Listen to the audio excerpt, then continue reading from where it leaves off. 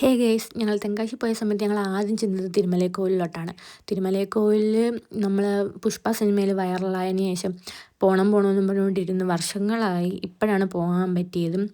അങ്ങനെ പോയവരും പോകാത്തവരും ഒക്കെ ഞങ്ങളുടെ കൂട്ടത്തിലുണ്ടായിരുന്നു. അപ്പോൾ പോയവർ പറയുന്നത് അമ്പലത്തിൽ പിന്നെയും പോകാൻ തോന്നുന്നത് സത്യമാണ്. പോയി കണ്ടു കഴിഞ്ഞ് കഴിഞ്ഞാൽ നമുക്ക് പിന്നെയും അവിടെ പോകാൻ തോന്നും. നല്ല അടിപൊളിയാണ് കാണാനായിട്ട് അമ്പലം. അവിടെ ഭയങ്കര തിരക്കായിരുന്നു. സേവ് ദ ഡേറ്റിൻ്റെ അല്ലാതൊക്കെ ഉള്ള തിരക്കായിരുന്നു. നല്ല കാറ്റ്, എൻ്റെ പൊന്നേ, ഒരു രക്ഷയില്ലാത്ത കാറ്റാണ് അവിടെ നിന്ന് നമുക്ക് തിരിച്ച് വരാനേ തോന്നത്തില്ല. സത്യമാണത്. അതെല്ലാം കഴിഞ്ഞ് ഞങ്ങൾ അവിടെ നിന്ന് നേരെ ഇറങ്ങി ഇങ്ങനെ നടന്നപ്പോഴത്തേനും ഒരു വീടിൻ്റെ വാതിക്ക് ലേഡീസ് കനകാമ്പരത്തിൻ്റെ ചെടി.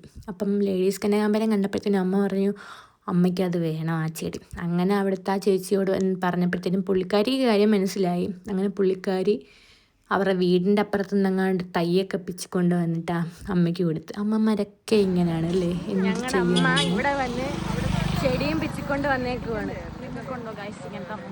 അതിനുശേഷം ഞങ്ങൾ നേരെ സൂര്യകാന്തി പാടത്തിലോട്ടാണ് പോയത്. സൂര്യകാന്തി പാടം എൻ്റെ മനസ്സിൽ കണ്ടതും ഞാൻ നേരിട്ട് കണ്ടതും തമ്മിൽ നല്ല വ്യത്യാസം ഉണ്ടായിരുന്നു ഗെയ്സ്.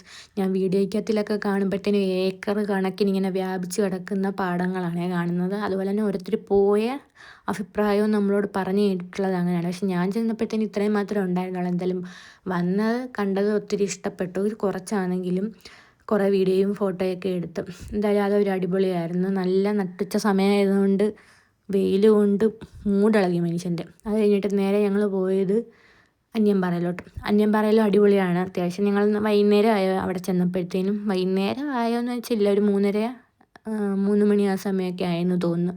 അവിടെ കുഴപ്പമില്ല, നല്ല വയലിൽ പണി ചെയ്യുന്ന വീട്, നല്ല കാറ്റ്, അതെല്ലാം കണ്ട് കുറേ നേരം ഇരുന്ന് കുറച്ച് റീലൊക്കെ എടുത്തിട്ട് നേരെ കുറ്റാലത്തോട്ട് പോയി. കുറ്റാലം എന്നും പറഞ്ഞുകൊണ്ട് കൊണ്ടുപോയത് ഞങ്ങളെ ഡ്യൂപ്ലിക്കേറ്റ് കുറ്റാലത്തിലാണ്. ഒറിജിനൽ കുറ്റാലം അപ്പുറത്താണ്. അവിടെ ഭയങ്കര തിരക്കായത് കാരണം അവിടെ കൊണ്ടുപോകാൻ പറ്റത്തില്ലെന്ന് പറഞ്ഞു. ഇനി ഇവിടെ വലിയ ഭംഗിയൊന്നും എനിക്ക് തോന്നിയില്ല. പാസ്സും എടുക്കണം താനും.